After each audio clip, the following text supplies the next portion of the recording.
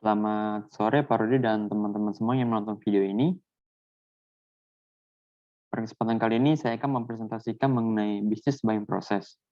Tapi sebelum itu saya akan memperkenalkan diri terlebih dahulu. Nama saya Harley Kristiawan dari Teknik Industri 2019 dari Universitas Pelita Harapan. Dimulai dari participants in the business buying process, decision making atau pengambilan keputusan dari organisasi pembelian disebut buying center.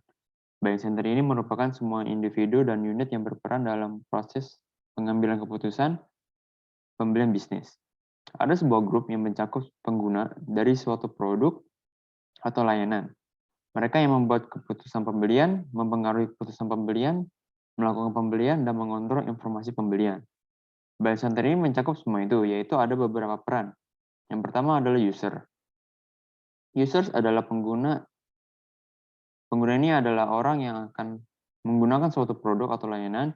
Biasanya pengguna ini memulai proposal pembelian dan membantu spesifikasi produk. Contohnya itu adalah perusahaan AGV. Perusahaan ini menyediakan produk berupa helm yang dipakai untuk para pengendara motor. Helm yang dibuat ini tentu tidak hanya dijual di luar negeri saja, tetapi dalam negeri juga. Karena sudah melewati standar nasional Indonesia atau SNI, ketika masuk ke dalam Indonesia, beberapa helm yang diproduksi memiliki perbedaan, yaitu Europe Fit dan Asian Fit, di mana keamanan juga tetap harus terjaga. Yang kedua ada influencer. Influencer ini adalah orang yang biasanya membantu dalam menentukan spesifikasi dan juga memberikan informasi untuk alternatif. Dan merupakan pemberi pengaruh yang sangat penting. Contoh perusahaan AGV ini membuatkan produk helm yang dimana didiskusikan dengan beberapa orang untuk mengembangkan produk mereka, mulai dari ulasan, kepuasan, hingga feedback apa yang menjadi kekurangan dari produk mereka sehingga dapat meningkatkan produk mereka. Yang ketiga ada buyers. Buyers ini adalah pembeli. Pembeli ada orang yang memiliki wewenang untuk memilih siapa pemasoknya atau supplier dan mengatur syarat dari pembelian. Pembeli juga dapat membantu membentuk spesifikasi produk. Contohnya adalah perusahaan AGV. AGV ini tentu memiliki beberapa pemasok atau supplier mulai dari vendor untuk batuk dari helm, kaca visor, plastik, selang, karet, busa, hingga lapisan-lapisan karbon yang menjadi ciri khas dari jenis helm AGV ini. Pembeli dari perusahaan lain, perusahaan inilah yang menentukan vendor mana yang akan menjadi keputusan yang tepat untuk mengoptimalkan produk mereka. Yang keempat adalah deciders. Deciders ini adalah orang yang berperan sebagai pengambilan keputusan. Pengambilan keputusan memiliki power untuk memilih dan menyetujui pemasok akhir. Contoh orang yang bertanggung jawab pada perusahaan AGV ini akhirnya memilih pemasok akhir sebagai pemasok utama mereka. Orang yang mengambil keputusan inilah yang akan mengambil resiko atas pemilihan tersebut. Yang kelima adalah gatekeepers. Gatekeepers ini adalah orang yang mengontrol aliran informasi yang tersebar kepada orang-orang sekitar. Contoh perusahaan AGV akan menjaga informasi terkait dengan produk yang mereka tawarkan. Dikontrol oleh beberapa orang yang menjadi gatekeeper perusahaan yang bertugas sangat penting untuk mengontrol kepentingan-kepentingan yang ada. Selanjutnya saya akan menjelaskan mengenai the business buying process. The business buying process memiliki 8 langkah. Yang pertama, problem recognition. Kedua, general need description. Ketiga, product specification. Keempat, supplier research. 5, proposal solicitation. 6, supplier selection. 7, order routine specification. Dan terakhir, performance review. Pertama yaitu problem recognition.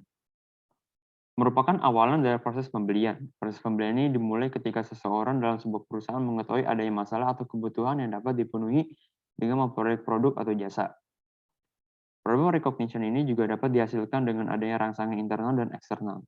Internal yaitu perusahaan dapat memutuskan untuk meluncurkan produk baru atau suku cadang baru untuk memenuhi peralatan yang ada. Eksternal mendapatkan ide baru dari pameran dagang, contohnya iklan. Sebagai contoh, yaitu saya ambil dari Dettol.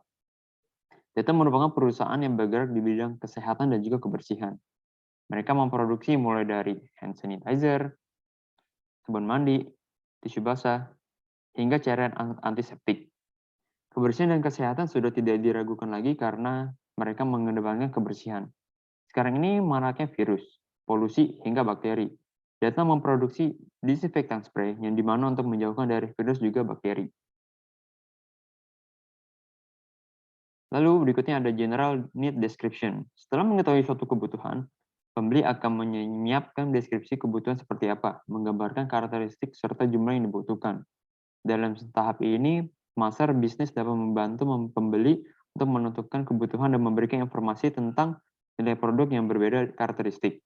Contohnya, data menawarkan banyak produk mulai dari tisu basah, hand sanitizer, dan banyak jenis varian, sama mandi dengan banyak jenis varian, dan juga antiseptik serta disinfektan spray, di mana semua produk tersebut dapat melindungi tangan hingga seluruh badan dari virus dan bakteri. Kebutuhan produk tersebut juga harus ditingkatkan untuk melindungi orang-orang dari virus. Yang ketiga ada product specification. Selanjutnya, mengembangkan spesifikasi produk dalam jenis item. Analisis nilai produk bekerja dalam tahap ini yaitu pendekatan untuk pengurangan biaya di mana komponen dipelajari untuk menentukan apakah dapat dirancang ulang, distandarisasi, atau dibuat dengan metode produksi yang lebih murah. Tim akan memutuskan karakteristik produk yang terbaik dan menentukan sesuai dengan itu. Contohnya disinfektan spray Dettol ini memiliki tingkat etanol sebesar 60%, di mana sangat berbahaya bagi orang-orang, tapi sangat efektif untuk membunuh virus dan juga bakteri. Yang keempat, ada supplier research. Tahap ini pembeli melakukan pencarian pemasok atau supplier untuk mendapatkan vendor terbaik. Pembeli mencari tahu terlebih dahulu untuk memenuhi syarat pemasok yang akan dipilih dengan pencarian yang lebih luas. Contohnya itu Dettol membutuhkan pemasok dari berbagai pabrikan kimia yang membuat spray disinfektan, serta untuk produk-produk yang mereka tawarkan seperti sabun, hand sanitizer, dan juga cairan antiseptik. Lalu yang kelima ada proposal solicitation. Dalam tahap ini, permohonan proposal dan proses pembelian bisnis, pembeli mengundang pemasok yang memenuhi syarat untuk mengajukan proposal. Beberapa pemasok akan mengirim katalog, namun ketika barangnya mahal, maka pembeli akan meminta proposal tertulis yang detail dan juga rinci. Perusahaan Dettol akan mengumpulkan beberapa pemasok yang cocok dengan produk mereka, tetapi pemasok tersebut akan dilanjutkan ke tahap berikutnya, yaitu tahap ke-6 ini, yaitu supplier selection. Tahap ini akan mereview proposal dan memilih pemasok yang akan diterima. Selama pemilihan pemasok, ada pembuatan daftar atribut pemasok yang diinginkan.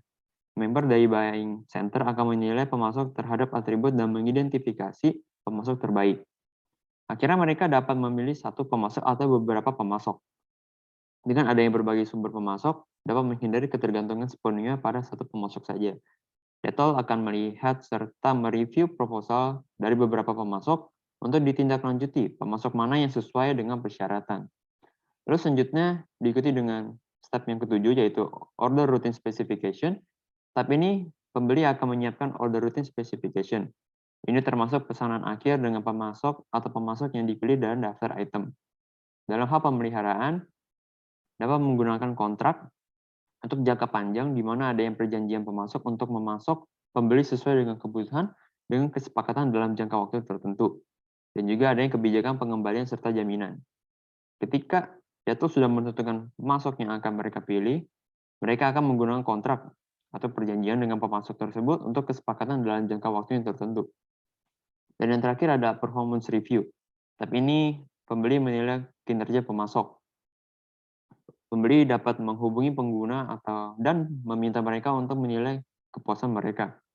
Mereka berhak untuk memutuskan apakah untuk dilanjutkan kembali, diubah, atau dimodifikasi, atau dibatalkan kesepakatannya.